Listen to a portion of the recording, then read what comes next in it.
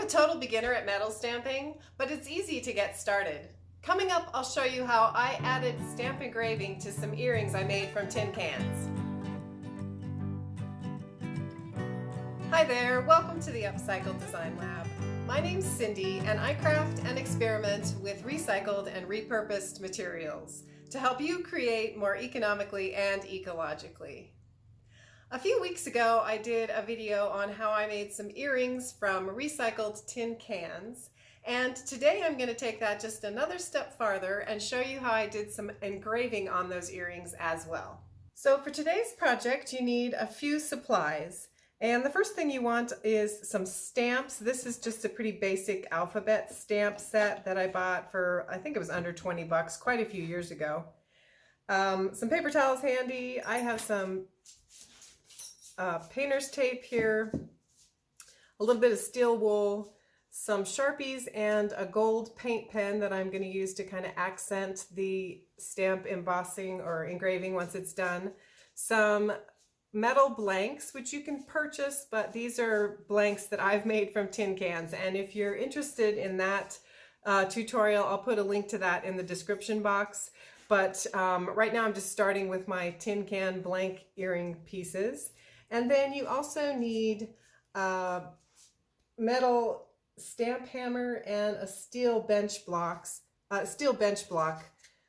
to do the stamping on. I got this from Odin and it was under $40 for the set. It's a pretty nice set. I think you can get cheaper bench blocks if you want to. And if you're just starting out, you might want to just go kind of economical. So as I mentioned, I'm a complete beginner at this, but I don't know if you can see this, it's very shiny, but the first couple of times I used this bench block, I kind of marred up the finish a little bit. So I saw somewhere that someone was putting a little bit of tape on top of theirs. So I decided to go ahead and do that to protect the bench block a little bit. So I have a couple layers of the painter's tape on here, and it's keeping the block from getting quite so scuffed up. You can see here where I've done some of the stamping and it goes right through the tape. So that's one thing that I've chosen to do. I'm not sure what the professionals do, but I thought it was a kind of a bad idea to mar up the bench block that much. So I do like the idea of protecting it. Part of the reason that I think the tape is necessary also is that, like I said, I haven't done any stamping on actual jewelry blanks, but I do own some jewelry that is embossed or stamp embossed or engraved. I always mix up the two. But you can see that this piece is very thin. So it's much thinner, I think, than an actual jewelry blank that you might purchase. So the stamp does go all the way through and kind of pushes out on the back side. But one thing that's really nice about this material is that if you mess up, you can just hammer it back out and try again, because you can hammer it from both sides and it's not really going to damage the piece because that's how we made it in the first place. So a couple things that I've discovered in my little bit of learning how to do this metal stamping is that you can use tape, and I have found that it's handy to mark the lines if I'm doing horizontal wording. I do tend to just eyeball it if I'm doing a vertical line on the piece.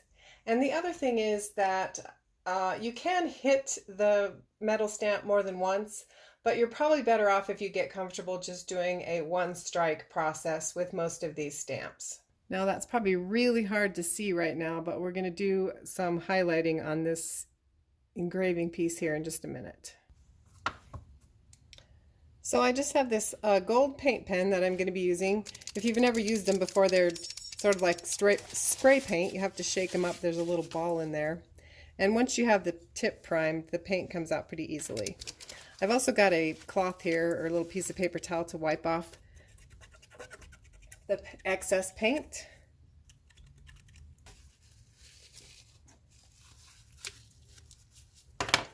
And I also have a tiny bit of water, because you'll see when I wipe this off that it's just kind of smears it.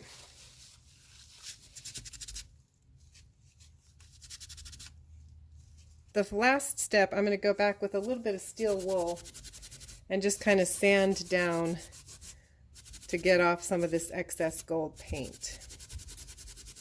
Hey, if you're enjoying today's video, please be sure to give it a thumbs up and also share it with anyone you think might enjoy this content. Also, don't forget to subscribe so you don't miss out on the next experiment. All right.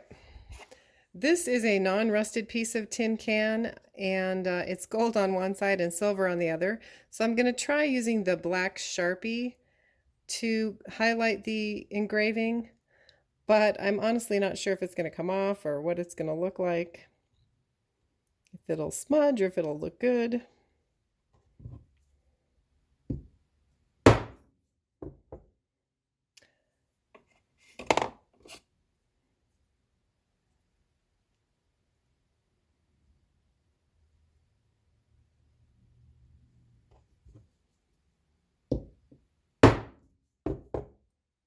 This you can definitely see better without highlighting it.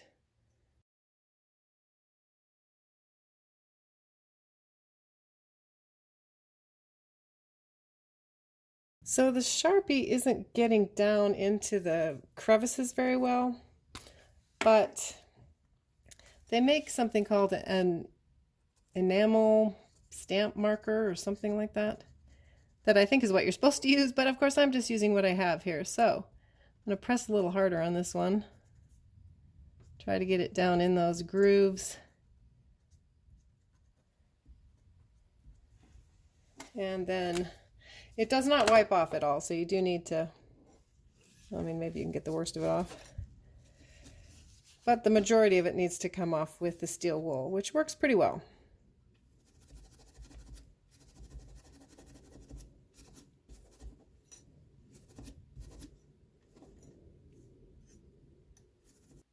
So I wasn't able to get the silver Sharpie to turn out at all. It just didn't provide enough contrast, but I think that the gold paint pen turned out pretty well.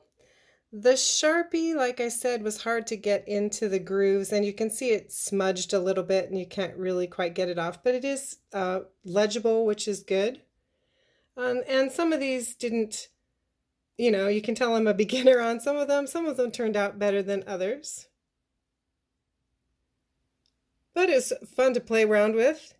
And just to show you the contrast, these are some nicer earrings that I have that I'm sure they used all of the appropriate tools with. But all in all, I was pretty happy with my experiment. So have you ever done any metal engraving before? Have any tips for me or my viewers? Let me know in the comments.